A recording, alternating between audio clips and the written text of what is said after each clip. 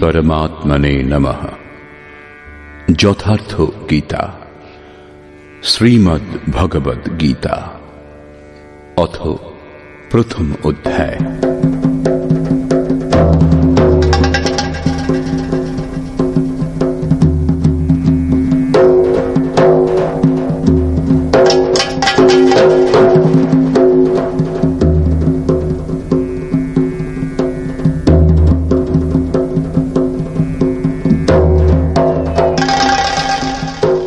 ধৃতরাষ্ট্র উবাচ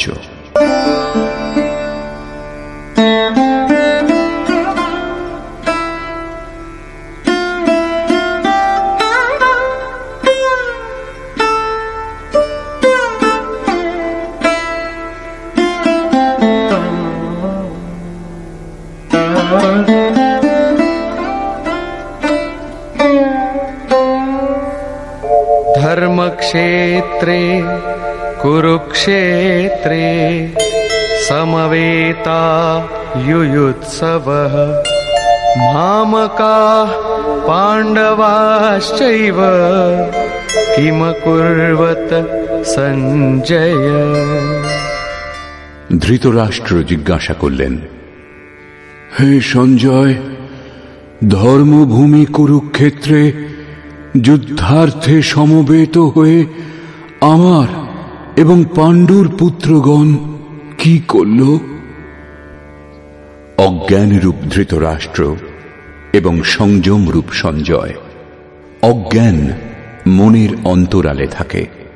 অজ্ঞানাবৃত মন ধৃতরাষ্ট্র জন্মান্ধ, কিন্তু সংযমরূপ সঞ্জয়ের মাধ্যমে তিনি দেখেন ও শোনেন। তিনি জানেন যে পরমাত্মাই একমাত্র সত্য। যতক্ষণ পর্যন্ত ধৃতরাষ্ট্র থেকে উৎপন্ন মোহরূপ দুর্যোধন জীবিত থাকে, ততক্ষণ এর দৃষ্টি সদা সর্বদা কৌরবগণের উপরেই থাকে, অর্থাৎ বিকারের উপরেই থাকে। শরীর একটি ক্ষেত্র।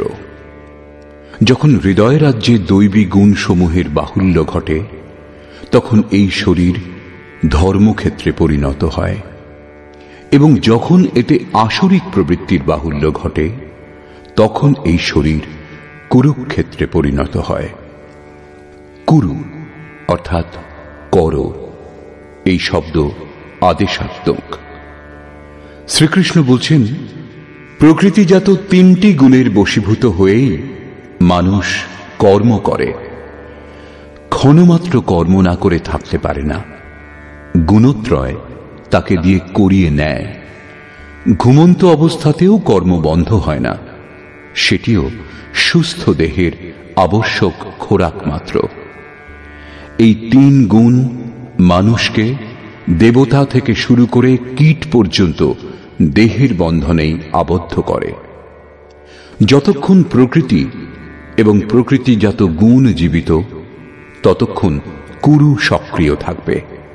অতএব জন্মমৃত্যুময় এই ক্ষেত্র, বিকারযুক্ত এই ক্ষেত্রই কুরুক্ষেত্র, এবং পরম ধর্ম পরমাত্মাতে প্রবেশ প্রদান করতে পারে যে পুণ্যময় প্রবৃত্তিসমূহ, সেই পুণ্যময় প্রবৃত্তিসমূহের অর্থাৎ পাণ্ডবের ক্ষেত্রই ধর্মক্ষেত্র।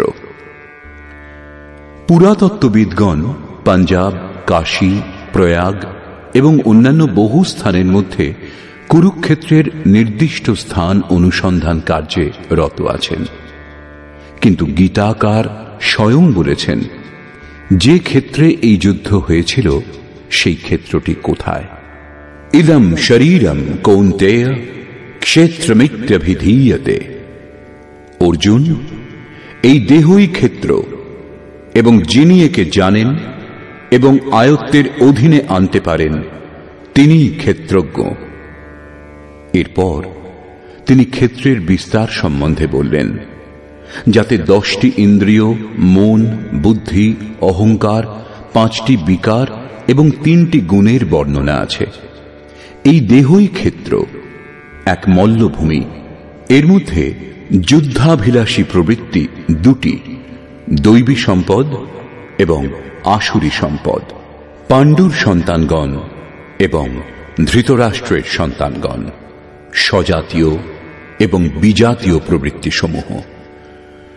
তত্ত্বদর্শী মহাপুরুষের শরণাগত হলে এই দুই প্রবৃত্তির মধ্যে সংঘর্ষের সূত্রপাত হয়। একেই ক্ষেত্রজ্ঞের সংঘর্ষ এবং প্রকৃত যুদ্ধ বলা হয়। ইতিহাসের পাতা বিশ্বযুদ্ধের কাহিনীতে পরিপূর্ণ, কিন্তু সেই সব যুদ্ধে যারা বিজয়ী হয়েছেন তারা কেউই শাশ্বত বিজয়ী হননি। এর মধ্যে প্রতিহিংসা ছিল। প্রকৃতিকে শান্ত করে প্রকৃতির ঊর্ধ্বের সত্তার দিগদর্শন করা এবং তাতে প্রবেশ করাই প্রকৃত বিজয়। এই হল শাশ্বত বিজয়, যার পশ্চাতে পরাজয় নেই। একেই বলে মুক্তি, যার পর জন্ম মৃত্যুর বন্ধন নেই। এইভাবে অজ্ঞানে আবৃত প্রত্যেক মন সংযমের দ্বারা জানতে পারে ক্ষেত্রজ্ঞের যুদ্ধের পরিণাম কি হয়। যার যেমন সংযম বৃদ্ধিপ্রাপ্ত হয় তেমনি তার দৃষ্টি খুলতে থাকে। সঞ্জয় উবাচ।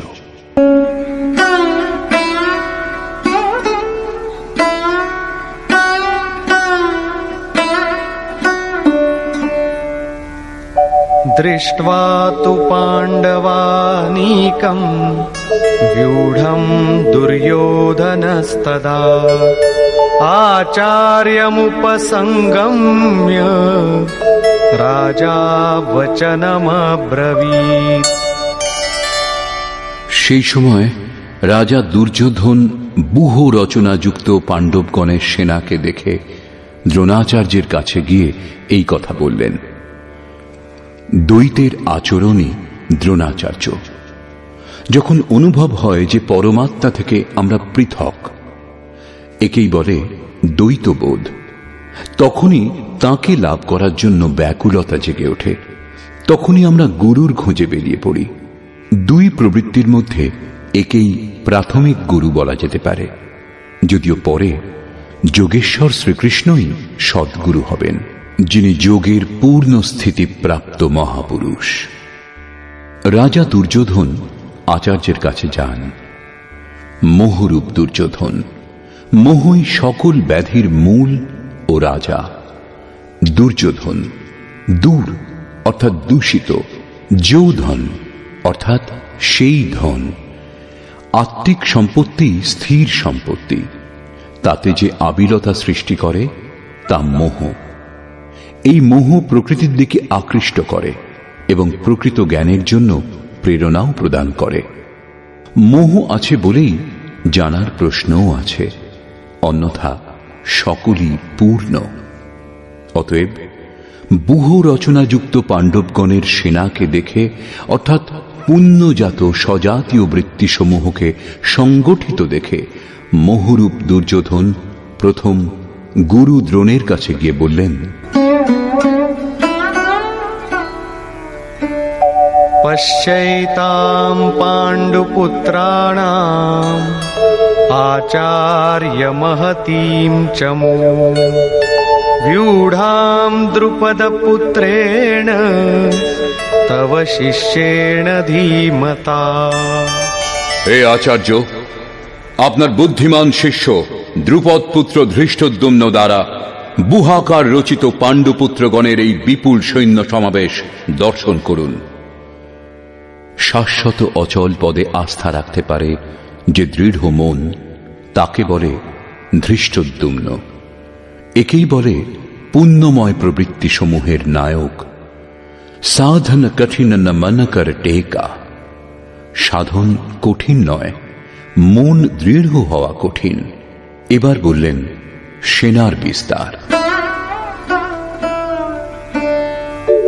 अत्र शूरा महेश्वासा भीमार्जुन समायुधि युयुधानो विराटश्च द्रुपदश्च महारथः। এই সেনার মধ্যে মহেশবাসা, মহান ঈশ্বর তত্ত্বে অবস্থিতি প্রদান করতে সক্ষম যে ভাবরূপ ভীম, অনুরাগরূপ অর্জুন, এদের সমকক্ষ অনেক শূরবীর যেমন সাত্ত্বিকতারূপ সাত্ত্বকী, বিরাট সর্বত্র ঈশ্বরীয় ভাবপ্রবাহের ধারণা, মহারথী রাজা দ্রুপদ অর্থাৎ অচল স্থিতি, এবং ধৃষ্টকেতুশ্চেকিতানঃ কাশীরাজশ্চ বীর্যবান পুরুজিৎ কুন্তিভোজশ্চ শৈব্যশ্চ নরপুঙ্গবঃ। ধৃষ্টকেতু দৃঢ় কর্তব্য, চেকিতানঃ মন যেখানেই যাক বলপূর্বক সেখান থেকে আকর্ষণ করে ইষ্টে স্থির করা, কাশীরাজ কায়ারূপ কাশীতেই সেই সাম্রাজ্য, পুরুজিৎ স্থূল সূক্ষ্ম ও কারণ শরীরকে জয় করতে সাহায্য করে যে সেই পুরুজিৎ, কুন্তিভোজ কর্তব্যের দ্বারা জগতের উপর জয়লাভ, নরের মধ্যে শ্রেষ্ঠ, শৈব্য অর্থাৎ সত্য ব্যবহার। युधामन्युश्च विक्रान्तः उत्तमौजाश्च वीर्यवान् सौभद्रो द्रौपदेयाश्च सर्व एव महारथाः। এবং পরাক্রমশালী যুধামন্যু, যুদ্ধের অনুরূপ মনের বোধ, উত্তমৌজাহ শুভকামনায় মগ্ন সুভদ্রা পুত্র অভিমন্যু। শুভ আধার লাভ হলে মন ভয়মুক্ত হয়ে যায়। এরূপ শুভ আধার প্রাপ্ত অভয় মন ধ্যানরূপ দ্রৌপদীর পঞ্চপুত্র, বাৎসল্য, লাবণ্য, সহৃদয়তা, সৌম্যতা, স্থিরতা। এরা সকলেই এক একজন মহারথী। সাধন পথে সম্পূর্ণ যোগ্যতার সঙ্গে চলার শক্তি এরাই যোগায়। এইভাবে রাজা দুর্যোধন পাণ্ডব পক্ষের 15-20টি নামের উল্লেখ করলেন, যেগুলি দৈবী সম্পদের গুরুত্বপূর্ণ অঙ্গ। বিজাতীয় প্রবৃত্তির রাজা হওয়া সত্ত্বেও মোহই স্বজাতীয় প্রবৃত্তি সমূহকে অনুভব করতে বাধ্য করে। এরপর দুর্যোধন নিজের পক্ষের সংক্ষিপ্ত বর্ণনা করলেন। এই যুদ্ধ পার্থিব যুদ্ধ হলে সসৈন্য দলের সংখ্যা বাড়িয়ে বলতেন, বিকারের সংখ্যা কম প্রদর্শিত করলেন, যেহেতু এই বিকারগুলিকেই জয় করতে হবে। এরা বিনাশশীল। কেবল 5-7টি বিকার সম্বন্ধেই বলা হয়েছে, যাদের অন্তরালে বহির্মুখী প্রবৃত্তি সমূহ বিদ্যমান, যেমন अस्माकं तु विशिष्टाये तान्निबोध द्विजोत्तम नायका मम सैन्यस्य संज्ञार्थं तान् ब्रवीमि ते। হে দ্বিজোত্তম, আমাদের পক্ষে যে সকল বিশিষ্ট যোদ্ধা ও সেনাপতি আছেন তাদেরকে অবগত হন। আপনার অবগতির জন্য তাদের নাম বলছি। বাহ্য যুদ্ধে সেনাপতির জন্য দ্বিজোত্তম সম্বোধন অপ্রাসঙ্গিক। বস্তুত গীতা শাস্ত্রে অন্তঃকরণের 2টি প্রবৃত্তির সংঘর্ষের বর্ণনা করা হয়েছে, যেখানে দ্বৈতের আচরণই হল দ্রোণ। যতক্ষণ আমরা লেশমাত্র আরাধ্য থেকে পৃথক, ততক্ষণ প্রকৃতি বিদ্যমান, দ্বৈত বিদ্যমান। এই দ্বিকে জয় করার প্রেরণা প্রথম গুরু দ্রোণাচার্যের কাছে পাওয়া যায়। অপূর্ণ শিক্ষাকে সম্পূর্ণভাবে জানার প্রেরণা প্রদান করে। এটা পূজাস্থান নয়, এখানে শৌর্য সূচক সম্বোধন হওয়া উচিত। বিজাতীয় প্রবৃত্তির কে কে নায়ক?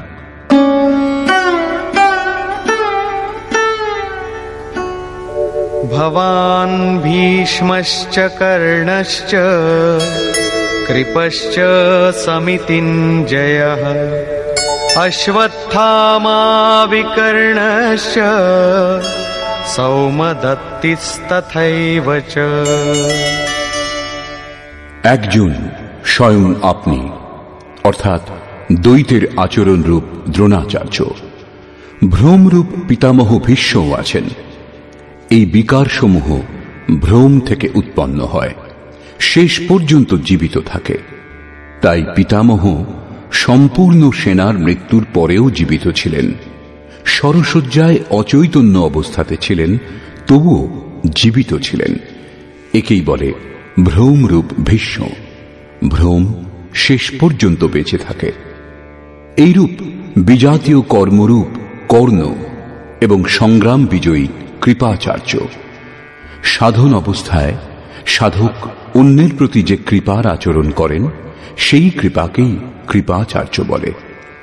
ভগবান কৃপাধাম এবং ঈশ্বর প্রাপ্তির পর মহাপুরুষের স্বরূপও তদ্রূপ। কিন্তু সাধন অবস্থায় যতক্ষণ সাধক ও পরমাত্মা পৃথক, বিজাতীয় প্রবৃত্তিগুলি সক্রিয় এবং মোহ আচ্ছাদিত। এইরূপ পরিস্থিতিতে সাধক যদি কৃপার আচরণ করেন, তবে তিনি নষ্ট ভ্রষ্ট হয়ে যান। সীতা দয়া করেছিলেন, তার পরিবর্তে তাকে কিছুকাল লঙ্কায় প্রায়শ্চিত্ত করতে হয়েছিল। বিশ্বামিত্র দয়া করেছিলেন, তাই পতিত হয়েছিলেন। যোগসূত্রকার মহর্ষি পতঞ্জলিও এই কথাই বলেছেন, তে সমাধা উপসর্গা ব্যুত্থানে সিদ্ধয়া, অর্থাৎ ব্যুত্থানকালে যোগলব্ধ শক্তি প্রকট হয়। প্রকৃতপক্ষে সেগুলি সিদ্ধাই, কিন্তু কৈবল্য প্রাপ্তির পথে এই সিদ্ধাই তত বড়ই বাধা যতটা কাম, ক্রোধ, লোভ, মোহ প্রভৃতি। গোস্বামী তুলসীদাসেরও সেই একই নির্ণয়। ছোরত গ্রন্থি জানি খগরায়া বিঘ্ন অনেক করই তব মায়া ঋদ্ধি সিদ্ধি প্রেরই বহু ভাই বুদ্ধি লোভ দিখাবহি আই। মায়া অনেক বিঘ্ন সৃষ্টি করে, শক্তি প্রদান করে, এমনকি সিদ্ধে পরিণত করে।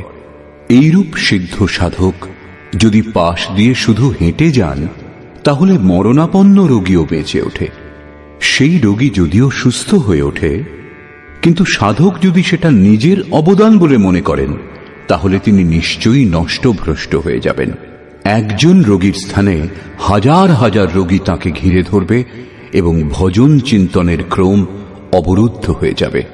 পথভ্রান্ত হতে হতে প্রকৃতির বাহুল্য হবে।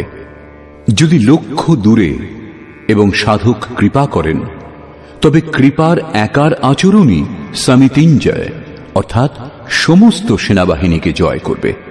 এই কারণে যতক্ষণ সাধক পূর্ণতা লাভ না করছেন, ততক্ষণ এই সব থেকে সাবধান থাকা দরকার। দয়া বিনু সন্ত কসাই দয়া করি তো আফত আই, অর্থাৎ দয়া না করলে সাধু ব্যক্তি কসাইয়ের সমতুল্য, আর দয়া প্রদর্শন করলেও অধঃপতনের সম্ভাবনা। এইরূপ আসক্তিরূপ অশ্বত্থামা। জগতের অর্থাৎ জাগতিক যে কোনো বস্তুর প্রতি আকর্ষণকেই আসক্তি বলে। দ্বৈতের আচরণই দ্রোণাচার্য। এই দ্বৈতই আসক্তির জন্মদাতা। শস্ত্রধারী অবস্থাতে আচার্য দ্রোণকে বধ করা সম্ভব ছিল না, তিনি অজেয় ছিলেন। ভগবান শ্রীকৃষ্ণ বলেছিলেন, কৌরব পক্ষের একটি হাতির নাম অশ্বত্থামা। ভীম সেই হাতিটিকে হত্যা করেছে। অশ্বত্থামা মারা গিয়েছে, এইরূপ ঘোষণা করুন। এই অপ্রিয় ঘটনার কথা শুনে আচার্য মর্মাহত হয়ে শিথিল হয়ে যাবেন। সেটাই তাকে বধ করার উপযুক্ত সময়। ভীম হাতিটিকে বধ করে হত্যা করে প্রচার করেছিলেন, অশ্বত্থামা মারা গিয়েছে। আচার্য দ্রোণ ভেবেছিলেন তার পুত্র অশ্বত্থামা মারা গিয়েছে। তিনি শোকে মুহ্যমান হয়ে পড়েছিলেন। ধনুক তার হাত থেকে পড়ে গিয়েছিল।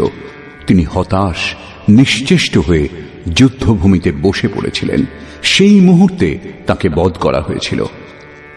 পুত্রের প্রতি অত্যধিক আসক্তি তার মৃত্যুর কারণ হয়ে দাঁড়িয়েছিল। অশ্বত্থামা দীর্ঘজীবী ছিলেন। নিবৃত্তির শেষ মুহূর্ত পর্যন্ত বাধা দেয়, তাই একে অমর বলা হয়েছে। বিকল্পরূপ বিকর্ণ। সাধনার উন্নত অবস্থাতে মনে কিছু অসাধারণ কল্পনার উদয় হয়।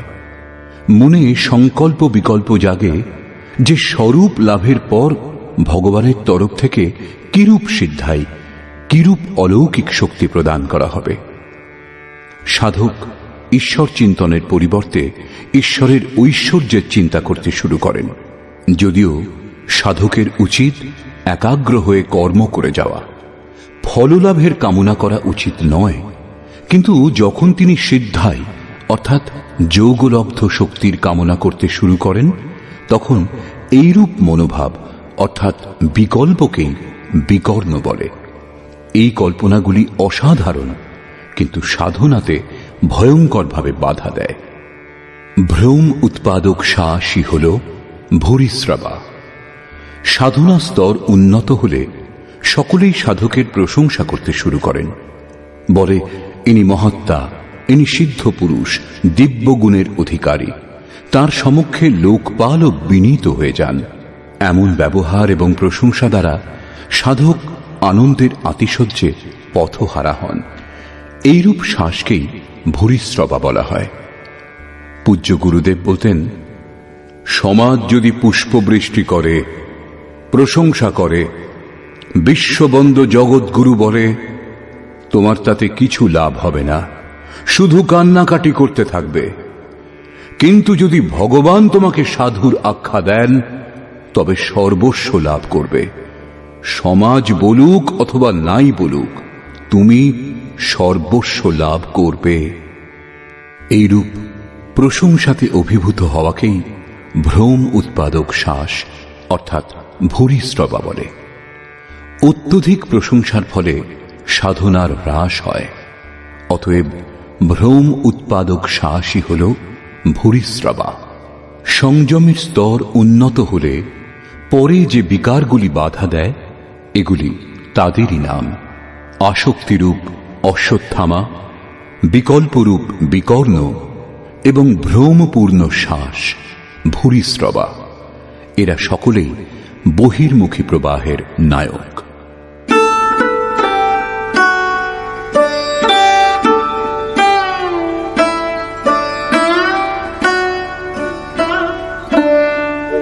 अन्ये च बहवः शूराः मदर्थे त्यक्तजीविताः नानाशस्त्रः प्रहरणाः सर्वे युद्धविशारदाः। আমার জন্য প্রাণ দান করতে কৃত সংকল্প অন্যান্য অনেক শূরবীর অস্ত্রে শস্ত্রে সজ্জিত হয়েছেন। সকলেই আমার জন্য প্রাণ দান করতে সংকল্পবদ্ধ, কিন্তু এদের কোনো নির্দিষ্ট সংখ্যা পরিগণিত হয়নি। এখন কোন কোন সেনা কি কি ভাব দ্বারা সুরক্ষিত তা বলছেন। অপর্যাপ্তম তদস্মাকম বলম ভীষ্মাভিরক্ষিতম পর্যাপ্তম ত্বিদমেতেষাম বলম ভীমাভিরক্ষিতম। ভীষ্ম দ্বারা সুরক্ষিত আমাদের সেনা সর্বপ্রকারে অজেয়, কিন্তু ভীম দ্বারা পরিচালিত পাণ্ডবগণের সেনা জয় করা সহজ। পর্যাপ্ত এবং অপর্যাপ্তের মতো সংশ্লিষ্ট শব্দের প্রয়োগ দুর্যোধনের আশঙ্কাই ব্যক্ত করছে। অতএব দেখতে হবে যে ভীষ্ম কোন সত্তা যার উপর কৌরব সেনা নির্ভরশীল, এবং ভীম কোন সত্তা যার উপর অর্থাৎ যে দৈবী সম্পদের উপর সম্পূর্ণ পাণ্ডব নির্ভরশীল। দুর্যোধন এবার নিজের সুব্যবস্থার জন্য নির্দেশ দিলেন। अयनेषु च सर्वेषु यथा भागमवस्थिताः भीष्ममेवाभिरक्षन्तु भवन्तः सर्व एव हि। এক্ষণে আপনারা সকলেই ব্যূহ সমূহের প্রবেশ দ্বারে স্ব-স্বস্থানে অবস্থিত হয়ে পিতামহ ভীষ্মকেই সকল দিক থেকে রক্ষা করুন। যদি ভীষ্ম জীবিত থাকেন তাহলে আমরা অজেয়। সেই জন্য আপনারা সকলে পাণ্ডবগণের সঙ্গে যুদ্ধ না করে কেবল ভীষ্মকেই রক্ষা করুন। কেমন যোদ্ধা ছিলেন ভীষ্ম, যিনি স্বয়ং নিজেকে রক্ষা করতে অক্ষম? কৌরব সেনাকে তাঁর রক্ষার ব্যবস্থা করতে হচ্ছিল। এটা কোনো বাহ্য যুদ্ধ নয়, ভ্রমই ভীষ্ম। যতক্ষণ ভ্রম বিদ্যমান ততক্ষণ বিজাতীয় প্রবৃত্তিগুলি অর্থাৎ কৌরব অজেয়। অজেয় শব্দের অর্থ এই নয় যে অজেয়কে জয় করা যায় না। অজেয়র অর্থ হল দুর্জয়, একে জয় করা কষ্টসাধ্য। মহা অজয় সংসার রিপু जीति सकई सो वीर। যখন ভ্রম মিটে যায় তখন অবিদ্যা অস্তিত্ববিহীন হয়ে পড়ে। মোহ ইত্যাদি যা কিছু আংশিক পরিমাণে টিকে থাকে তাও শীঘ্রই শেষ হয়। ভীষ্মের ছিল ইচ্ছা মৃত্যু, ইচ্ছাই ভ্রম, এবং এই ইচ্ছার সমাপ্তি ও ভ্রম দূর হওয়া একই ব্যাপার। এ কথাই সন্ত কবির সরলভাবে বলেছেন, इच्छा काया इच्छा माया इच्छा जग उपजाया, कह कबीर जे इच्छा विवर्जित ताका पार न पाया। যেখানে ভ্রম নেই তা অপার ও অব্যক্ত। এই দেহের জন্মের কারণ ইচ্ছা, ইচ্ছাই মায়া, এবং ইচ্ছাই এই জগতের উৎপত্তির কারণ। সো কাময়ত তदैक्षत বহুশ্যাং প্রজায়েয় ইতি। কবির বলেছেন, যিনি সর্বপ্রকার কামনা রহিত, তিনকা পার না পায়া, তিনি অপার অনন্ত অসীম তত্ত্ব উপলব্ধি করেন। यो कामो निष्काम आप्तकाम आत्मकामो न तस्य प्राणा उत्क्रामन्ति ब्रह्मैव सन् ब्रह्मप्येति। যিনি কামনা রহিত, আত্মাতে স্থির আত্মস্বরূপ, তার কখনো পতন হয় না, তিনি ব্রহ্মে একীভূত হন। সাধনের আরম্ভে ইচ্ছাগুলি অনন্ত হয়। এই অনন্ত ইচ্ছার শেষ হতে হতে অবশেষে পরমাত্মা প্রাপ্তির শেষ ইচ্ছা বাকি থাকে। যখন এই ইচ্ছাও পূর্ণ হয় তখন ইচ্ছার বিলুপ্তি ঘটে। যদি এর থেকেও শ্রেষ্ঠ কোনো বস্তুর অস্তিত্ব থাকত তাহলে তা লাভ করার ইচ্ছা অবশ্যই জেগে উঠত। যখন এর চেয়ে শ্রেষ্ঠ কিছু নেই তখন ইচ্ছাও সমূলে বিনষ্ট হয়, এবং ইচ্ছার বিলুপ্তির সঙ্গে সঙ্গে ভ্রম ও নাশ হয়। একেই ভীষ্মের ইচ্ছা মৃত্যু বলে। এইভাবে ভীষ্ম দ্বারা সুরক্ষিত আমাদের সেনা সর্বপ্রকারে অজেয়। যতক্ষণ ভ্রম দূর না হয় ততক্ষণ অবিদ্যা সক্রিয় থাকে। ভ্রম দূর হলে অবিদ্যা ক্রিয়াহীন হয়ে যায়। ভীম দ্বারা পরিচালিত এদের সেনাকে জয় করা সহজ। ভাবরূপী ভীম, ভাবে বিদ্যতে দেবঃ। ভাবে সেই ক্ষমতা আছে যা অবিদিত পরমাত্মাকেও প্রত্যক্ষ করতে সাহায্য করে। ভাববস্য ভগবান সুখ নিধান করুণা আয়ন। শ্রীকৃষ্ণ একেই শ্রদ্ধা বলেছেন। ভাবের সাহায্যে ভগবানকেও বশ করা সম্ভব। এর দ্বারাই পুণ্যময় প্রবৃত্তিসমূহের বিকাশ হয়। এই ভাব পুণ্যের সংরক্ষক এবং এত বলবান যে পরম দেব পরমাত্মাকেও গোচরে এনে দেয়। অন্যদিকে অতি কোমলও। আজকের ভাব কাল অভাবে বদলাতে দেরি লাগে না। আজ আপনি বলছেন যে মহারাজজি খুব ভালো, কাল হয়তো বলবেন, না, আমি দেখেছি মহারাজজি ক্ষীর খান। ঘাস পাত যে খাত হ্যাঁ তিনহি সতাওই কাম, দুধ মালাই খাত যে তিন কি জানে রাম। অর্থাৎ তৃণভোজীদেরও কাম তাড়না দেয়। যারা দুধ মালাই খান ঈশ্বর তাদেরই স্মরণ দেন। ইষ্টের আচরণে লেশমাত্র ত্রুটি বোধ হলে ভাব টলে ওঠে। পুণ্যময় প্রবৃত্তিসমূহ বিচলিত হয়। ইষ্টের সঙ্গে যে সম্বন্ধ তা ছিন্ন হয়। তাই ভীম দ্বারা রক্ষিত তাদের সেনা জয় করা সহজ। মহর্ষি পতঞ্জলিরও সেই একই নির্ণয়। স তু দীর্ঘকাল নৈরন্তর্য সৎকারা সেবিত দৃঢ় ভূমি। অর্থাৎ দীর্ঘকাল পর্যন্ত নিরন্তর শ্রদ্ধা ভক্তিপূর্বক সাধন করে গেলেই অভ্যাস দৃঢ় হয়।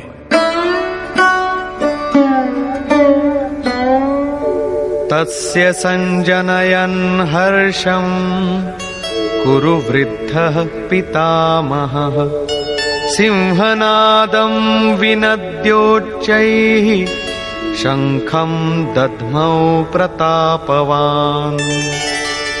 এই প্রকার সকলেই নিজেদের শক্তি নির্ণয় করে শঙ্খধ্বনি করলেন।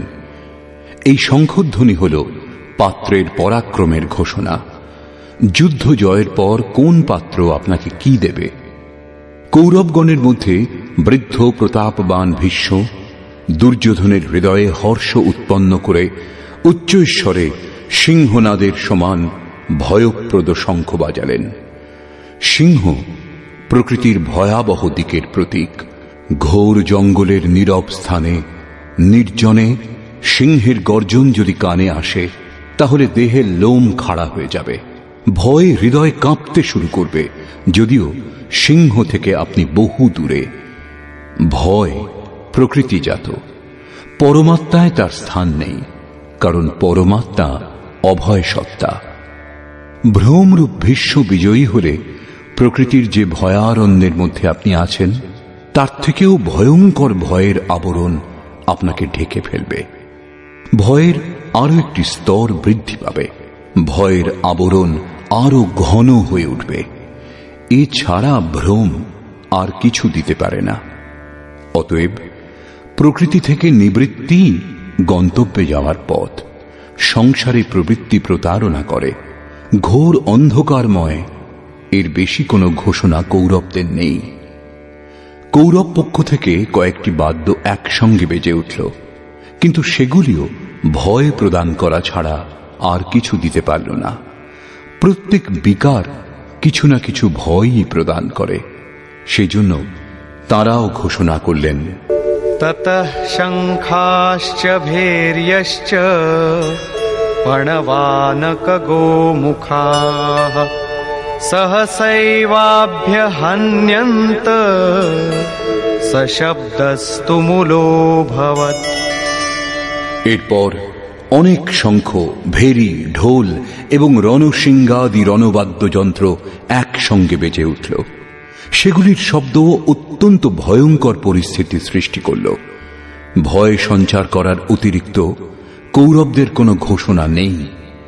বহির্মুখী বিজাতীয় প্রবৃত্তি সফল হলে মোহরূপ অন্ধকার আরো ঘন করে দেয়।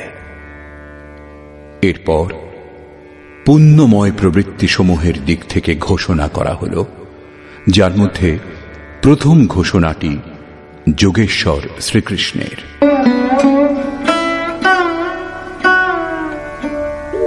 ততঃ শ্বেতৈর্হয়ৈর্যুক্তে महति स्यन्दने स्थितौ माधवः पाण्डवश्चैव दिव्यौ शङ्खौ प्रदध्मतु। অতঃপর শ্বেতাশ্বযুক্ত, অর্থাৎ যাতে বিন্দুমাত্র কালিমা বা দোষ ছিল না, শ্বেতবর্ণ সাত্ত্বিক এবং নির্মলতার প্রতীক মহতি স্যন্দনে উত্তম রথে উপবিষ্ট যোগেশ্বর শ্রীকৃষ্ণ এবং অর্জুনও অলৌকিক শঙ্খ বাজালেন। অলৌকিকের অর্থ লোকাতীত। মৃত্যুলোক, দেবলোক, ব্রহ্মলোক, জন্ম মৃত্যুর ভয় যত দূর পর্যন্ত, সেই সমস্ত লোকের অতীত পারলৌকিক, পারমার্থিক স্থিতি প্রদান করার ঘোষণা যোগেশ্বর শ্রীকৃষ্ণ করলেন। সোনা রূপ অথবা কাঠের রথ ছিল না, সেই রথ অলৌকিক ছিল, সেই শঙ্খ অলৌকিক ছিল, অতএব ঘোষণাও অলৌকিক। একমাত্র ব্রহ্মলোক সমস্ত লোকের ঊর্ধ্বে স্থিত। সরাসরি ব্রহ্মলোকের সঙ্গে সম্পর্ক স্থাপন করাবার ঘোষণা করলেন। কি রূপে তিনি এই স্থিতি প্রদান করবেন? পাঞ্চজন্যম ঋষিকেশো দেবদত্তম ধনঞ্জয়ঃ পৌণ্ড্রম দধ্মৌ মহাশঙ্খম भीमकर्मावृकोदरः। ঋষিকেশ, যিনি হৃদয়ের সর্বস্বের জ্ঞাতা, সেই শ্রীকৃষ্ণ পাঞ্চজন্য শঙ্খ বাজালেন। পাঁচটি জ্ঞানেন্দ্রিয়কে অর্থাৎ শব্দ, স্পর্শ, রূপ, রস, গন্ধ, পঞ্চতন্মাত্রার রসে জড়িয়ে স্বজন অর্থাৎ ভক্তের শ্রেণীতে দাঁড় করাবার ঘোষণা করলেন। ভয়ঙ্করভাবে ভ্রান্ত ইন্দ্রিয় সমূহকে সংযত করে সেবকের শ্রেণীতে দাঁড় করানো হৃদয়ের প্রেরক সদ্গুরুর কৃপা। শ্রীকৃষ্ণ যোগেশ্বর সদ্গুরু ছিলেন।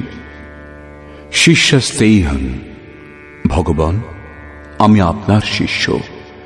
বাহ্য বিষয়বস্তুকে ত্যাগ করে ধ্যানে ইষ্টের অতিরিক্ত অন্য কিছু দেখা, শোনা ও স্পর্শ না করা সদ্গুরুর প্রভাব সঞ্চারণের উপর নির্ভর করে।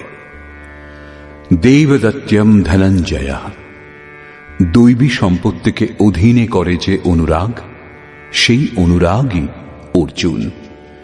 ইষ্টের অনুরূপ শ্রদ্ধা, যাতে বিরহ, বৈরাগ্য ও অশ্রুপাত হয়। যেমন গদগদ গিরা নয়ন বহ নীরা, রোমাঞ্চ হয় যখন অন্তরে ইষ্ট ছাড়া অন্য কোনো বিষয়বস্তুর লেশমাত্র সংঘর্ষ হয় না, তখন এই অবস্থাকে অনুরাগ বলা হয়। এত দূর সফল হবার পরে দৈবী সম্পদের ওপর প্রভুত্ব লাভ করা সম্ভব, যা পরম দেব পরমাত্মাতে একীভূত হতে সাহায্য করে। এর আরেক নাম ধনঞ্জয়। এক ধন পার্থিব সম্পত্তি, যা দিয়ে শরীর নির্বাহের ব্যবস্থা করা হয়। আত্মার সঙ্গে এর কোনো সম্বন্ধ নেই। এছাড়া স্থির আত্মিক সম্পত্তি নিজ সম্পত্তি। বৃহদারণ্যকোপনিষদে যাজ্ঞবল্ক্য মৈত্রেয়ীকে এই উপদেশ দিলেন, ধনসম্পন্ন পৃথিবীর স্বামিত্ব দ্বারাও অমৃতত্বের প্রাপ্তি সম্ভব নয়। এর উপায় হল আত্মিক সম্পত্তি। ঘোর কর্মা ভীম পৌণ্ড্র অর্থাৎ প্রীতি নামক মহাশঙ্খ বাজালেন। ভাবের উদ্গম এবং নিবাস স্থান হৃদয়, তাই এর আরেক নাম বৃকোদর। আপনাদের ভাব, স্নেহ ছোটদের প্রতি স্বভাবতই থাকে, কিন্তু সেই স্নেহ উৎপন্ন হয় আপনাদের হৃদয়ে, যা গিয়ে মূর্ত হয় ছোটদের প্রতি। এই ভাব অগাধ এবং মহাবলশালী। ভীম প্রীতি নামক শঙ্খ বাজালেন। এই প্রীতি ভাবের মধ্যেই নিহিত, তাই ভীম বাজালেন পৌণ্ড্র অর্থাৎ প্রীতি নামক মহাশঙ্খ। ভাব অত্যন্ত শক্তিশালী, কিন্তু প্রীতির মাধ্যমে তা সঞ্চার হয়। हर व्यापक सर्वत्र समाना, प्रेम ते प्रकट हों ही मैं जाना। অর্থাৎ ঈশ্বর সর্বত্র সমান রূপেই বিদ্যমান, কিন্তু তাকে প্রকট করতে হলে চাই হৃদয়ে বিরহ, বৈরাগ্য এবং উৎকট প্রেম।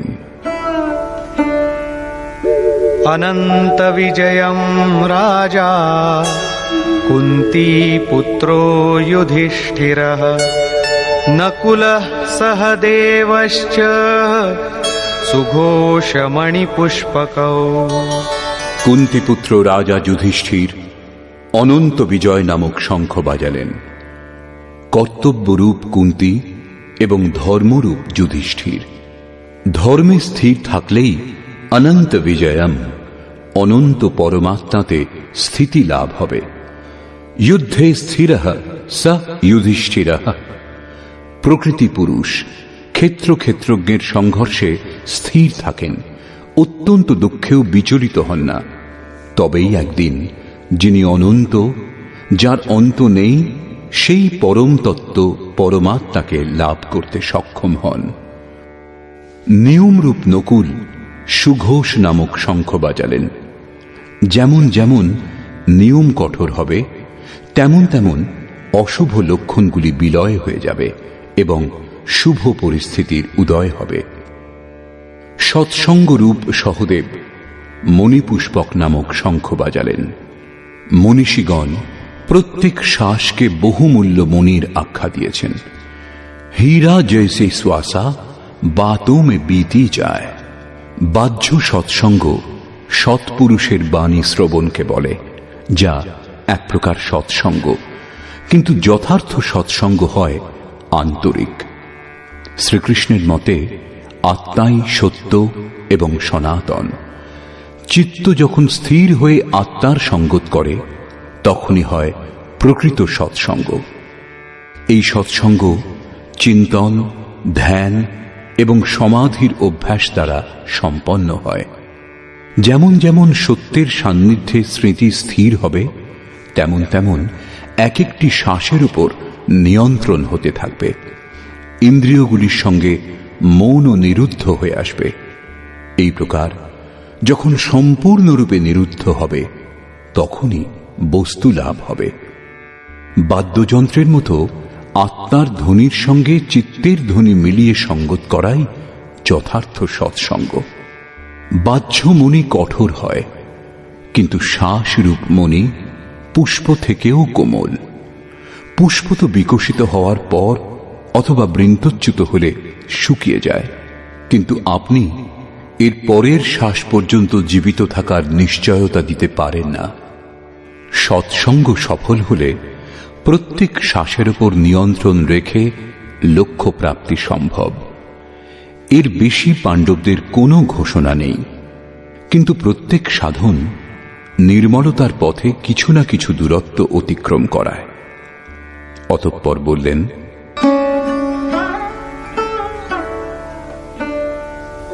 काश्यश्च परमेश्वासः शिखण्डी च महारथः धृष्टद्युम्नो विराटश्च सात्यकिश्चापराजितः।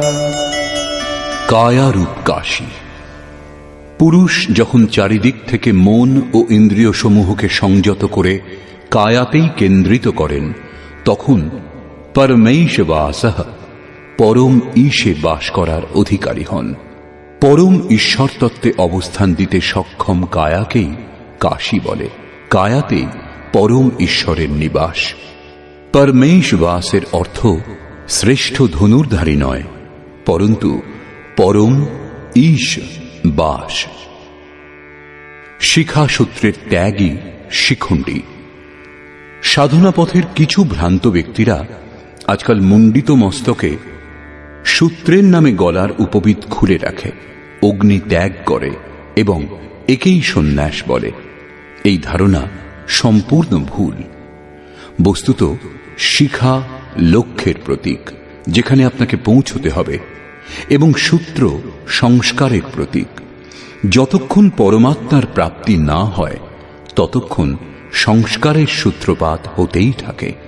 ততক্ষণ ত্যাগ কোথায়? কি প্রকার সন্ন্যাস? এখনো তো তিনি পথিক। যখন প্রাপ্য বস্তুর প্রাপ্তি হয়, পূর্বে সমস্ত সংস্কারের সূত্র ছিন্ন হয়, এইরূপ অবস্থাতে সম্পূর্ণরূপে ভ্রম মিটে যায়। সেই জন্যই শিখণ্ডী ভ্রমরূপে ভীষ্মের বিনাশ করে। শিখণ্ডী চিন্তন পথের বিশিষ্ট যোগ্যতারূপ মহারথীকে বলে। ধৃষ্টদ্যুম্ন দৃঢ় ও অচল মন এবং বিরাট, সর্বত্র বিরাট ঈশ্বরের প্রসার দেখার ক্ষমতা, এইসবই হল দৈব সম্পদের প্রমুখ গুণ। সাত্ত্বিক, তাই সাত্ত্বিকী। সত্য চিন্তনের প্রবৃত্তি, অর্থাৎ যদি সাত্ত্বিকতা বিদ্যমান থাকে তাহলে আর পতনের সম্ভাবনা থাকে না। এই সংঘর্ষে পরাজয় হতে দেয় না। দ্রুপদো দ্রৌপদেয়াশ্চ সর্বশঃ পৃথিবীপতে সৌভদ্রশ্চ মহাবাহুঃ শঙ্খান দধ্মুঃ পৃথক পৃথক। অচল পদে প্রতিষ্ঠা দাতা দ্রুপদ এবং ধ্যানরূপ দ্রৌপদীর পঞ্চপুত্র সহৃদয়তা, বাৎসল্য, লাবণ্য, সৌম্যতা এবং স্থিরতা। এরা সাধন পথের শ্রেষ্ঠ সহায়ক মহারথী এবং দীর্ঘ বাহুযুক্ত অভিমন্যু। এরা সকলেই পৃথক পৃথক শঙ্খ বাজালেন। বাহু কার্যক্ষেত্রের প্রতীক। মন যখন ভয়মুক্ত হয় তখন তার শক্তি বহু দূর পর্যন্ত প্রসার লাভ করে। হে রাজন, এরা সকলেই পৃথক পৃথক শঙ্খ বাজালেন। কিছু কিছু দূরত্ব সকলেই অতিক্রম করান।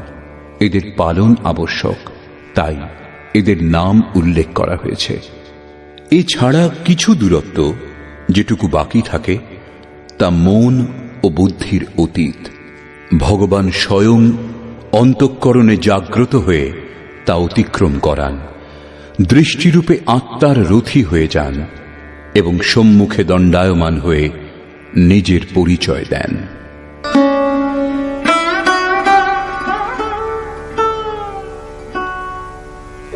सघोषोधार्तराष्ट्राणाम् हृदयानि व्यदारयत् नभश्च पृथिवीं चैव तुमुलो व्यनुनादयन्। সেই তুমুল শঙ্খধ্বনি আকাশ ও পৃথিবী প্রতিধ্বনিত করে ধৃতরাষ্ট্রপুত্রগণের হৃদয় বিদীর্ণ করল। সেনা পাণ্ডব পক্ষেও ছিল, কিন্তু হৃদয় বিদীর্ণ হল কেবল ধৃতরাষ্ট্রপুত্রগণের। বস্তুত পাঞ্চজন্য, দৈবী শক্তির ওপর আধিপত্য, অনন্তকে জয়, অশুভর প্রশমন এবং শুভের আবির্ভাব নিরন্তর হতে থাকলে এই কুরুক্ষেত্রে আসুরী সম্পদ বহির্মুখী প্রবৃত্তিগুলির হৃদয় বিদীর্ণ হয়ে যাবে।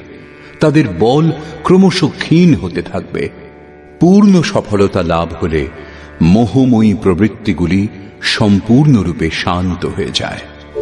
अथ व्यवस्थितान् दृष्ट्वा धार्तराष्ट्रान् कपिध्वजः प्रवृत्ते शस्त्रसम्पाते धनुरुद्यम्य पाण्डवः ऋषिकेशं तदा वाक्यम् इदमाह महीपते सेनयोरुभयोर्मध्ये रथं स्थापयमेच्युत। সংযম রূপ সঞ্জয় অজ্ঞানাবৃত মনকে বোঝালেন যে, হে রাজন, কপিধ্বজা বৈরাগ্যরূপ হনুমান, বৈরাগ্যই যার ধ্বজা। ধ্বজাকে রাষ্ট্রের প্রতীক বলা হয়। কারো কারো মতে পতাকা চঞ্চল ছিল, তাই কপিধ্বজ বলা হয়েছে, কিন্তু তা নয়। এখানে কপি সাধারণ বানর নয়, স্বয়ং হনুমানই ছিলেন, যিনি মান অপমানের হনন করেছিলেন। সমমান নিরাদর আদরহি। প্রকৃতির বিষয়বস্তু থেকে আসক্তির ত্যাগই বৈরাগ্য। অতএব বৈরাগ্যই যার ধ্বজা। সেই অর্জুন ব্যবস্থিত রূপে ধৃতরাষ্ট্রের পুত্রগণকে দাঁড়িয়ে থাকতে দেখে শস্ত্র চালনার মুহূর্তে ধনুক তুলে ঋষিকেশম, যিনি হৃদয়ের সর্বস্বের জ্ঞাতা, সেই যোগেশ্বর শ্রীকৃষ্ণকে বললেন, হে অচ্যুত, অর্থাৎ যিনি কখনো চ্যুত হন না, আমার রথ উভয় সেনার মধ্যে স্থাপন করুন। এখানে সারথীকে আদেশ দেওয়া নয়, ইষ্টের অর্থাৎ সদ্গুরুর প্রতি অনুরোধ করা হয়েছে। কেন স্থাপন করবেন? यावदेतान् निरीक्षेऽहम् योद्धुकामानवस्थितान् कैर्मया सह योद्धव्यम् अस्मिन् रणसमुद्यमे। যতক্ষণ আমি যুদ্ধার্থে অবস্থিত এদের উত্তম রূপে নিরীক্ষণ না করি যে এই মহারণে আমাকে কাদের সঙ্গে যুদ্ধ করতে হবে এবং কে কে আমার সঙ্গে যুদ্ধ করার যোগ্য। योत्स्यमानानवेक्षेऽहं य एतेऽत्र समागताः धार्तराष्ट्रस्य दुर्बुद्धेर्युद्धे प्रियचिकीर्षवः। দুর্বুদ্ধি দুর্যোধনের হিতকামী যে সকল রাজাগণ যুদ্ধ করার জন্য এখানে উপস্থিত হয়েছেন তাদের আমি দেখতে চাই, সেই জন্য রথ স্থাপন করুন। মোহরূপ দুর্যোধন, মোহমুগ্ধ প্রবৃত্তিসমূহের হিতাকাঙ্ক্ষী যে সকল রাজাগণ যুদ্ধ করবার জন্য এখানে উপস্থিত হয়েছেন তাদেরকে আমি দেখিনি। সঞ্জয় উবাচ।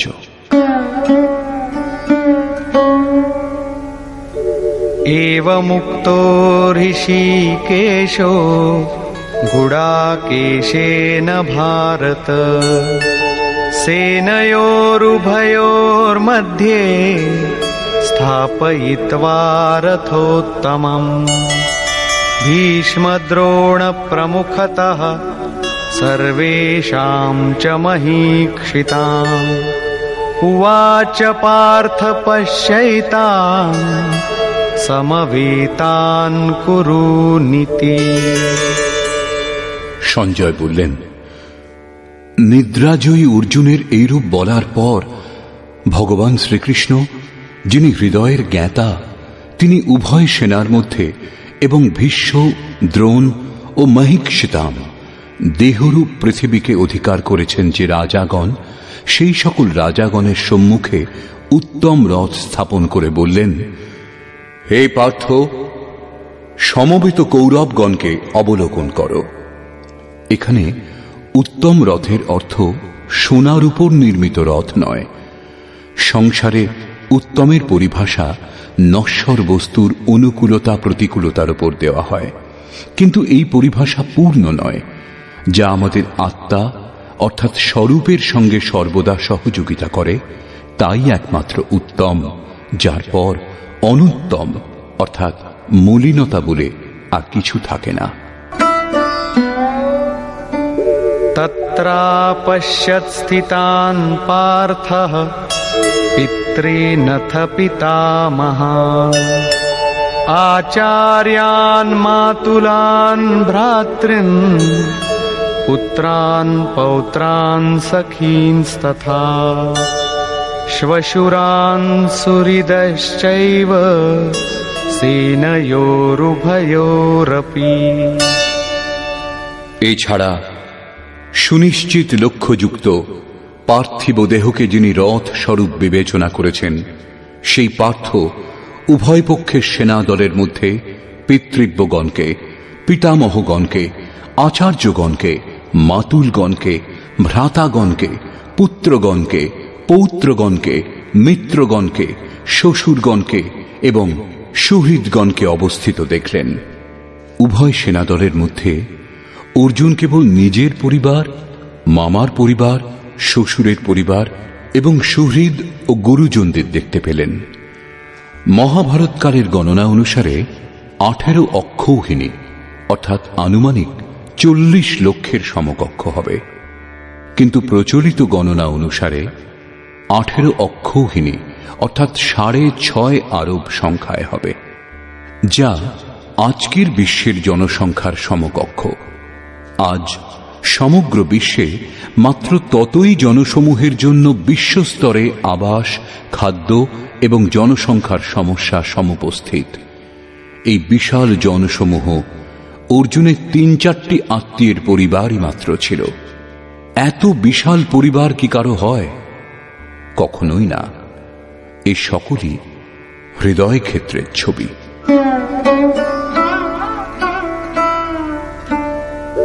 তান সমীক্ষ্য স কৌন্তেয়ঃ সর্বান বন্ধূনবস্থিতান কৃপয়া পরয়াবিষ্টো বিষীদন্নিদমব্রবীৎ।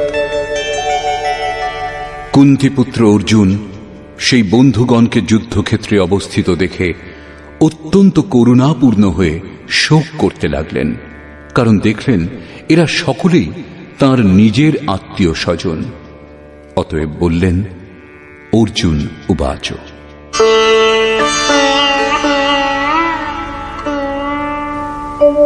দৃষ্ট্বেমং স্বজনং কৃষ্ণ যুযুৎসুং সমুপস্থিতং सीदन्ति मम गात्राणि मुखं च परिशुष्यति वेपथुश्च शरीरे मे रोमहर्षश्च जायते।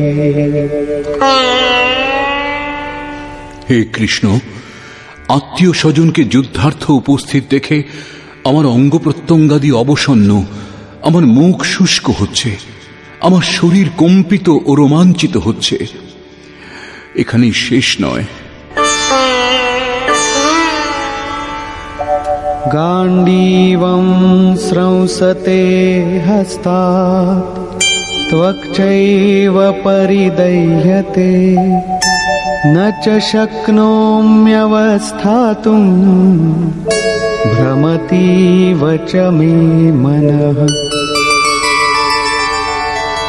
আমার হাত থেকে গাণ্ডীব খসে পড়ছে এবং চর্ম যেন দগ্ধ হচ্ছে।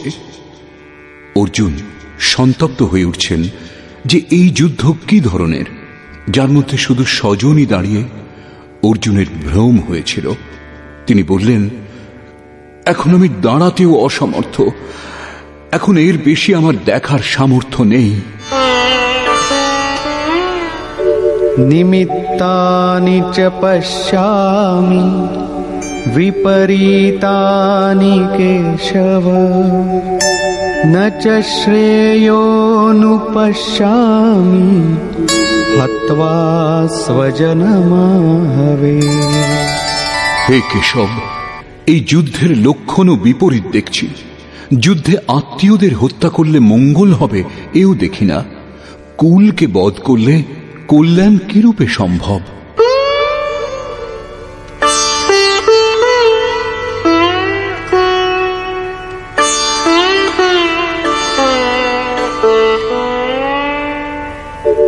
न काङ्क्षे विजयं कृष्ण न च राज्यं सुखानि च किन्नो राज्येन गोविन्द किं भोगैर्जीवितेन वा।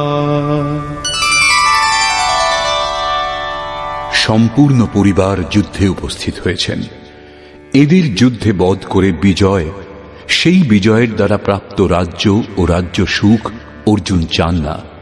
তিনি বললেন, হে কৃষ্ণ, আমি বিজয় চাই না, রাজ্য এবং সুখ ভোগ কামনা করি না। হে গোবিন্দ, আমাদের রাজ্যে কি প্রয়োজন, আর সুখ ভোগে বা জীবন ধারণেই বা কি প্রয়োজন? কেন?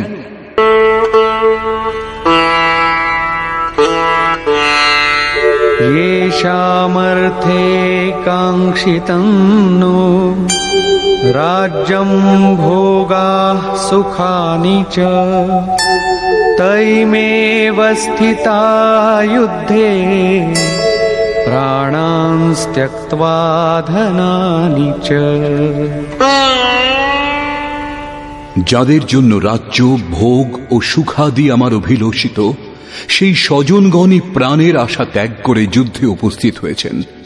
আমার রাজ্য অভিলষিত ছিল কিন্তু পরিবার নিয়ে, ভোগ সুখ ও ধনাদির পিপাসা ছিল কিন্তু তা স্বজন ও পরিবারকে নিয়ে ভোগ করাচ্ছিল।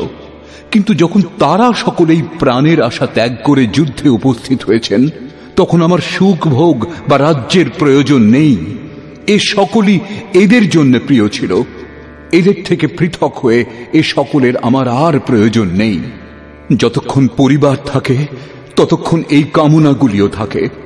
কুঁড়ে ঘরে বাস করে যে ব্যক্তি, সেও নিজের পরিবার, বন্ধু এবং আত্মীয়দের বধ করে বিশ্বের সাম্রাজ্য স্বীকার করবে না। অর্জুনের বক্তব্য এই যে ভোগ, যুদ্ধে জয়লাভ আমি চেয়েছিলাম, কিন্তু যাদের জন্য চেয়েছিলাম যখন তারাই থাকবে না, তখন আর আমার ভোগের কি প্রয়োজন? এই যুদ্ধে আমি কাকে বধ করব?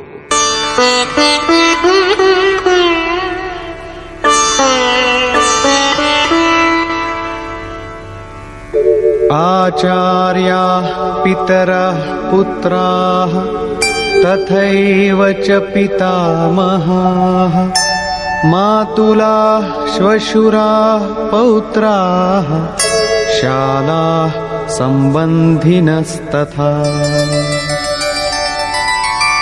এই যুদ্ধে আচার্যগণ, পিতৃব্যগণ, পুত্রগণ, পিতামহগণ, মাতুলগণ, শ্বশুরগণ, পৌত্রগণ, শ্যালকগণ এবং স্বজনগণই উপস্থিত হয়েছেন।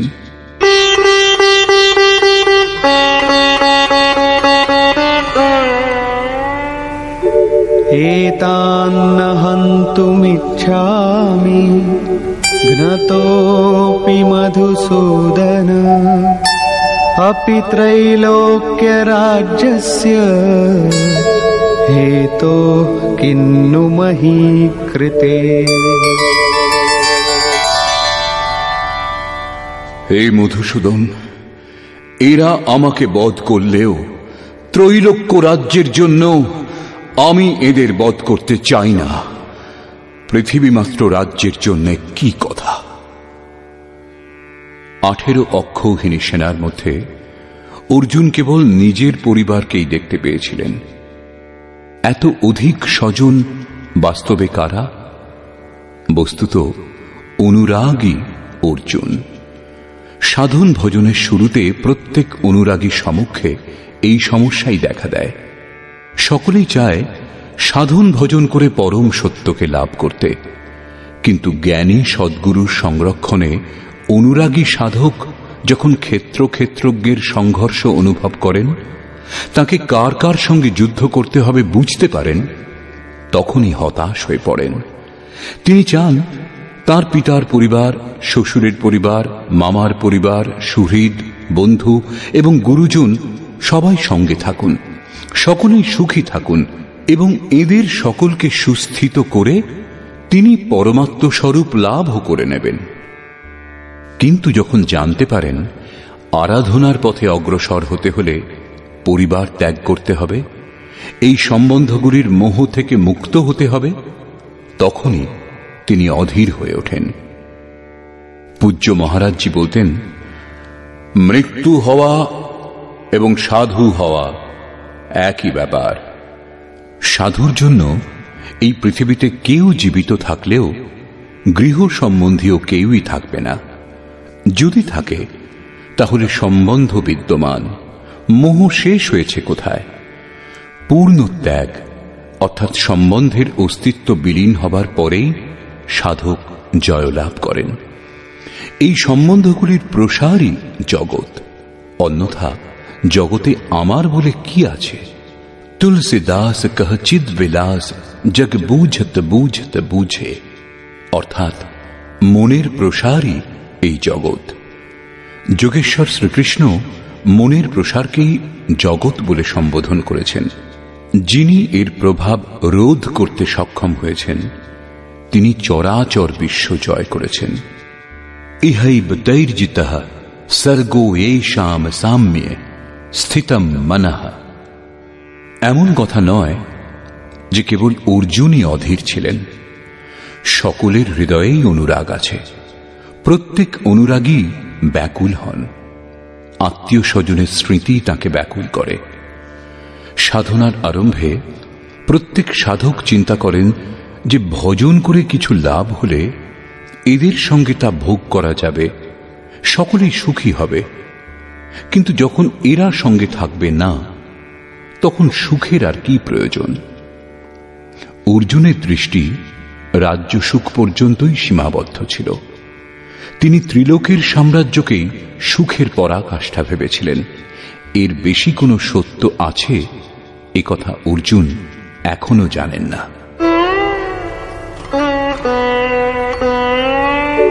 নিহত্য ধার্তরাষ্ট্রান্নঃ কা প্রীতি স্যাজ্জনার্দন পাপমেবাশ্রয়েদস্মাन् হত্বৈতানাততায়িনঃ। হে জনার্দন, ধৃতরাষ্ট্রের পুত্রগণকে বধ করলে আমাদের কি সুখ হবে? যেখানে ধৃতরাষ্ট্র অর্থাৎ ধৃষ্টতার রাষ্ট্র, তার থেকে উৎপন্ন মোহরূপ দুর্যোধনাদিকে বধ করলে আমাদের কি আনন্দ হবে? এই সকল আততায়ীকে হত্যা করলে আমাদের পাপই আশ্রয় করবে। জীবন যাপনের তুচ্ছ লাভের জন্য যে অনীতির সাহায্য নেয় তাকে আততায়ী বলে, কিন্তু যে আত্মোন্নতির পথে অবরোধ সৃষ্টি করে সে আরো বড় আততায়ী। আত্মদর্শনে বাধক কাম, ক্রোধ, লোভ, মোহ এইসবই আততায়ী।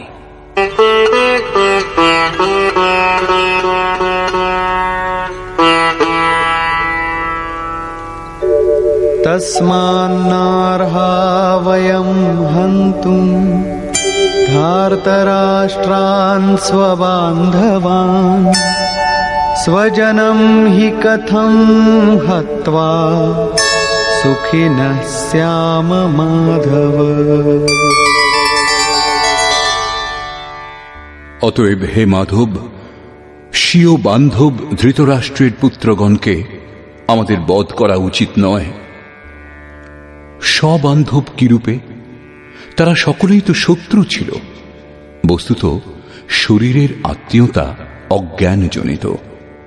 ইনি মামা, শ্বশুরবাড়ি, স্বজন সমুদায় এই সকলই অজ্ঞান। যখন এই দেহটাই নশ্বর, তখন এর কুটুম্বিতাই বা কি করে শাশ্বত হবে? যতক্ষণ মোহ, ততক্ষণই আমার সুহৃদ, আমার পরিবার, আমার জগৎ। মোহ নেই তো কিছুই নেই। সেজন্য অর্জুন শত্রুদেরও স্বজন রূপেই দেখতে পেয়েছিলেন। তিনি বলছেন যে নিজ কুটুম্বকে বধ করে আমরা কিরূপে সুখী হব? যদি অজ্ঞান ও মোহ না থাকে তবে কুটুম্বেরও কোনো অস্তিত্ব নেই। এই অজ্ঞানই আবার জ্ঞানেরও প্রেরক। ভর্তৃহরি, তুলসীদাস এমন অনেক মহাপুরুষ বৈরাগ্যের প্রেরণা তাদের স্ত্রীর কাছ থেকে পেয়েছিলেন। কেউ বা বিমাতার ব্যবহারে ব্যথা পেয়ে বৈরাগ্যের পথে এগিয়ে গেছেন, এও দেখা গেছে।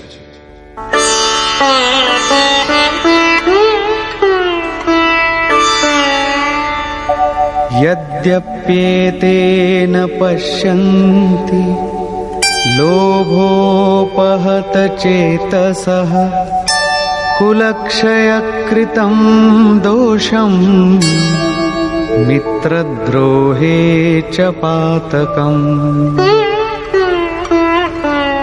যদিও এরা লোভে অভিভূত হয়ে কুলনাশ জনিত দোষ এবং মিত্রদ্রোহে যে পাপ হয় তা দেখছে না, এ দোষ তাদের। তা সত্ত্বেও কথম ন জ্ঞেয়মস্মাভিঃ পাপাদস্মান নিবর্তিতুম কুলক্ষয়কৃতম দোষম প্রপশ্যদ্ভির্জনার্দন। হে জনার্দন, কুলনাশ জনিত দোষ উপলব্ধি করেও আমরা এই পাপ থেকে নিবৃত্ত হব না কেন? কেবল আমিই পাপ করছি এমন কথা নয়, আপনিও ভুল করছেন। শ্রীকৃষ্ণের উপরেও দোষারোপ করলেন। এখনো অর্জুন নিজেকে বুদ্ধিতে শ্রীকৃষ্ণের চেয়ে কম মনে করছেন না। প্রত্যেক নতুন সাধক সদ্গুরু শরণাগত হবার পরে এই ধরনের তর্ক করেন এবং নিজে যে কম জানেন তা ভাবেন না। এ কথাই অর্জুনও বলছেন যে এরা না বুঝুক, কিন্তু আমরা তো বুদ্ধিমান। কুলনাশ জনিত দোষের ওপর আমাদের অবশ্যই বিচার করা উচিত। কুলনাশে কি কি দোষ হয়? কুলক্ষয়ে প্রণশ্যন্তি কুলধর্মাঃ সনাতনাঃ ধর্মে নষ্টে কুলম কৃৎস্নম অধর্মো বিভবত্যুত। কুলনাশে সনাতন কুলধর্ম নষ্ট হয়। অর্জুন কুলধর্ম, কুলাচারকেই সনাতন ধর্ম বলে মনে করেছিলেন। ধর্ম নষ্ট হলে সম্পূর্ণ কুলকে পাপ দাবিয়ে দেয়। অধর্মাভিভবাৎ কৃষ্ণ प्रदुष्यन्ति कुलस्त्रियः स्त्रीषु दुष्टासु वार्ष्णेय जायते वर्णसंकरः। हे কৃষ্ণ, পাপের বৃদ্ধি হলে কুলস্ত্রীগণ কলুষিত হয়। হে বার্ষ্ণেয়, স্ত্রীগণ কলুষিত হলে বর্ণ সংকর উৎপন্ন হয়। অর্জুনের দৃষ্টিকোণে কুলস্ত্রীগণ কলুষিত হলে বর্ণ সংকর দেখা দেয়, কিন্তু শ্রীকৃষ্ণ এই সিদ্ধান্তের খণ্ডন করে আরো বলছেন, আমি অথবা স্বরূপ স্থিত মহাপুরুষ যদি আরাধনাক্রমে ভ্রম উৎপন্ন করেন তাহলে বর্ণ সংকর দেখা দেয়। বর্ণ সংকরের দোষের ওপর অর্জুন আলোকপাত করছেন।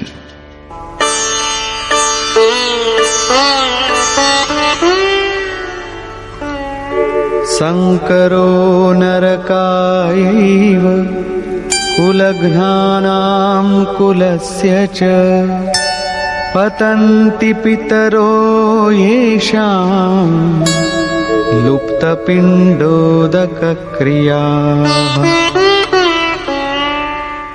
বর্ণ সংকর হলে কুলনাশকগণ এবং কুল নরকে পতিত হয়। যাদের পিণ্ডক্রিয়া লুপ্ত হয়েছে তাদের পিতৃপুরুষগণ পতিত হন, বর্তমান নষ্ট হয়, পিতৃপুরুষগণ স্খলিত হন এবং উত্তর পুরুষদেরও পতন হবে। শুধু তাই নয়,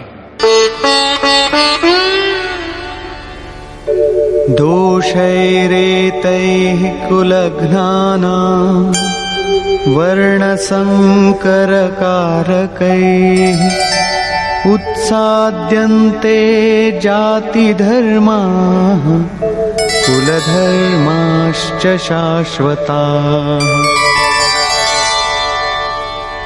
এই সকল বর্ণ সংকর কারক দোষের দ্বারা কুল এবং কুলঘাতকগণের সনাতন কুলধর্ম এবং জাতি ধর্ম নষ্ট হয়। অর্জুন মনে করতেন কুলধর্ম সনাতন, কুলধর্মই শাশ্বত, কিন্তু শ্রীকৃষ্ণ একথা খণ্ডন করে বললেন, আত্মাই সনাতন শাশ্বত ধর্ম। বাস্তবিক সনাতন ধর্মকে জানার আগে মানুষ ধর্মের নামে কোনো না কোনো চিরাগত কুরীতি মেনে চলে। তেমনি অর্জুনও যা জানতেন শ্রীকৃষ্ণের অনুসারে তা কুপ্রথা। উৎসন্ন কুলধর্মাণাম মনুষ্যাণাম জনার্দন নরকে নিয়তম বাসো ভবতীত্যনুশুশ্রুমা। হে জনার্দন, যাদের কুলধর্ম নষ্ট হয়েছে তাদের অনন্তকাল নরকে বাস করতে হয়, এইরূপ আমি শুনেছি। কেবল কুলধর্মই নষ্ট হয় না, পরন্তু শাশ্বত সনাতন ধর্মও নষ্ট হয়ে যায়। যাদের ধর্ম নষ্ট হয় তাদের অনন্তকাল পর্যন্ত নরকে বাস করতে হয়, এটা আমি শুনেছি, দেখিনি, কেবল শুনেছি। अहो बत महत् पापं कर्तुं व्यवसिता वयं यद्राज्य सुखलोभेन हन्तुं स्वजनमुद्यताः। দুঃখের বিষয় যে আমরা বুদ্ধিমান হয়েও মহাপাপ করতে প্রবৃত্ত হয়েছি। রাজ্য সুখের লোভে নিজ কুলকে হত্যা করতে উদ্যত হয়েছি। এখনো পর্যন্ত অর্জুন নিজেকে কম জ্ঞাতা বলে মনে করছেন না। শুরুতে প্রত্যেক সাধক এইরূপই বলেন। মহাত্মা বুদ্ধও বলেছেন, মানুষ আংশিক অবগত হলে নিজেকে মহাজ্ঞানী বলে মনে করেন, যখন অর্ধেকের বেশি অবগত হন তখন নিজেকে মহামূর্খ বলে মনে করেন। তেমনি অর্জুনও নিজেকে জ্ঞানী ভাবছেন। তিনি শ্রীকৃষ্ণকেই বোঝাচ্ছেন যে এই পাপ থেকে পরম কল্যাণ হবে এমন কথাও নয়, কেবল রাজ্য সুখের লোভে পড়ে আমরা কুলনাশ করতে উদ্যত হয়েছি, খুব ভুল করছি। কেবল আমিই ভুল করছি এমন কথা নয়, আপনিও ভুল করছেন। শ্রীকৃষ্ণকেও নাড়া দিলেন। অবশেষে অর্জুন নির্ণয় করলেন, यदि माम प्रतीकारम् अशस्त्रं शस्त्रपाणयः धार्तराष्ट्रारणे हन्युः तन्मे क्षेमतरं भवेत्। প্রতিকার রহিত এবং নিরস্ত্র আমাকে যদি শস্ত্রধারী ধৃতরাষ্ট্রপুত্রগণ যুদ্ধে বধ করেন, তাতে আমার অধিকতর কল্যাণ হবে। ইতিহাস তো বলবে যে অর্জুন জ্ঞানী ছিলেন, তাই আত্মবলি দিয়ে যুদ্ধ হতে দেননি। সন্তান সন্ততির সুখের জন্য, কুলের জন্য লোকে প্রাণের আহুতি পর্যন্ত দেয়। বিদেশে গিয়ে বৈভবপূর্ণ প্রাসাদে থাকলেও অল্পদিনের মধ্যেই নিজের কুঁড়ে ঘরের কথা মনে পড়ে। মোহ এত প্রবল হয়। তাই অর্জুন বললেন যে শস্ত্রধারী ধৃতরাষ্ট্রপুত্রগণ প্রতিকারে অনিচ্ছুক আমাকে যদি যুদ্ধে বধ করেন, তবু তা আমার জন্য অতি কল্যাণকর হবে। পরিবার তো সুখী থাকবে। সঞ্জয় উবাচ।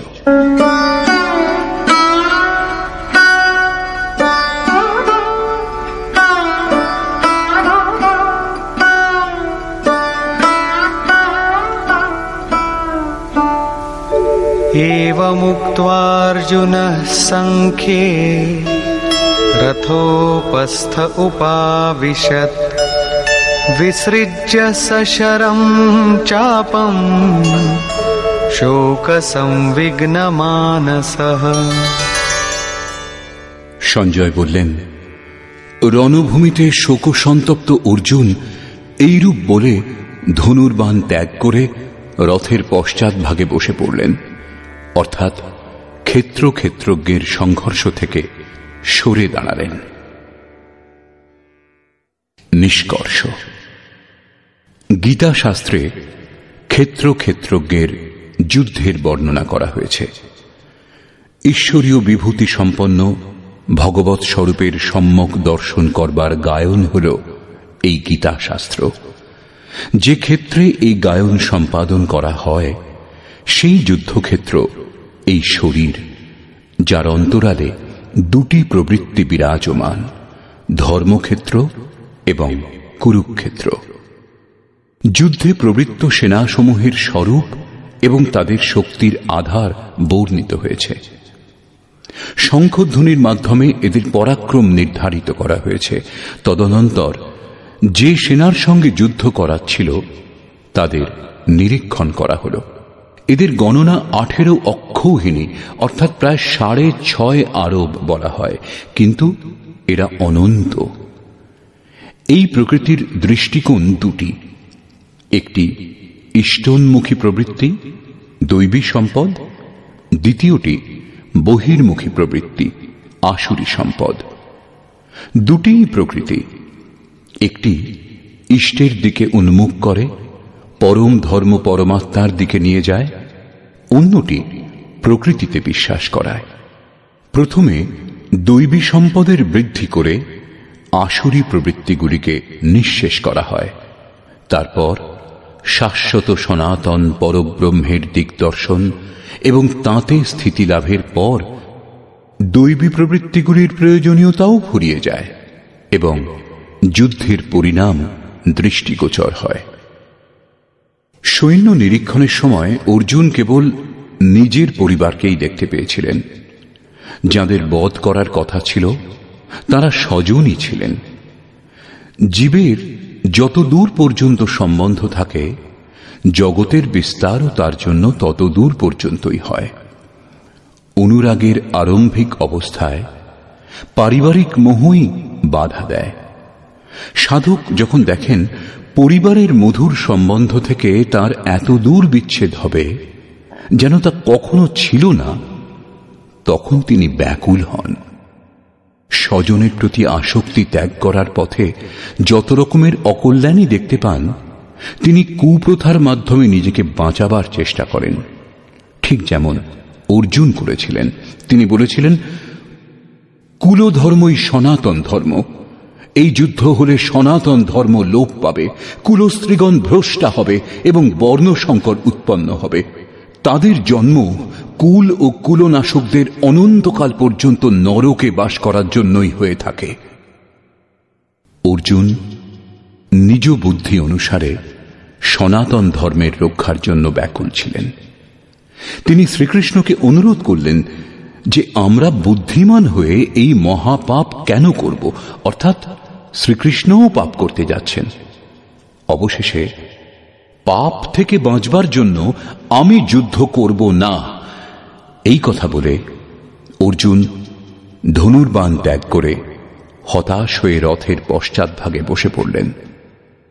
ক্ষেত্রজ্ঞের সংঘর্ষ থেকে সরে দাঁড়ালেন। টিকাকারগণ বর্তমান অধ্যায়ের নামকরণ অর্জুন বিষাদ যোগ করেছেন। অর্জুন অনুরাগের প্রতীক। সনাতন ধর্মের জন্য ব্যাকুল অনুরাগীর বিষাদ যোগই কারণ হয়। এই বিষাদ মনুর হয়েছিল। হৃদয় বহুত দুঃখ লাগ, জন্ম গয়ু হরি ভগত বিনু। সংশয়ে পড়েই মানুষ বিষাদ করে। অর্জুনের সন্দেহ হয়েছিল যে বর্ণসংকর উৎপন্ন হবে, যারা নরকে নিয়ে যাবে, সনাতন ধর্ম লোপ পাবে, এমন বিষাদও তাঁর হয়েছিল। অতএব সংশয় বিষাদ যোগের সামান্য নামকরণ বর্তমান অধ্যায়ের জন্য উপযুক্ত বলে মনে হয়। অতএব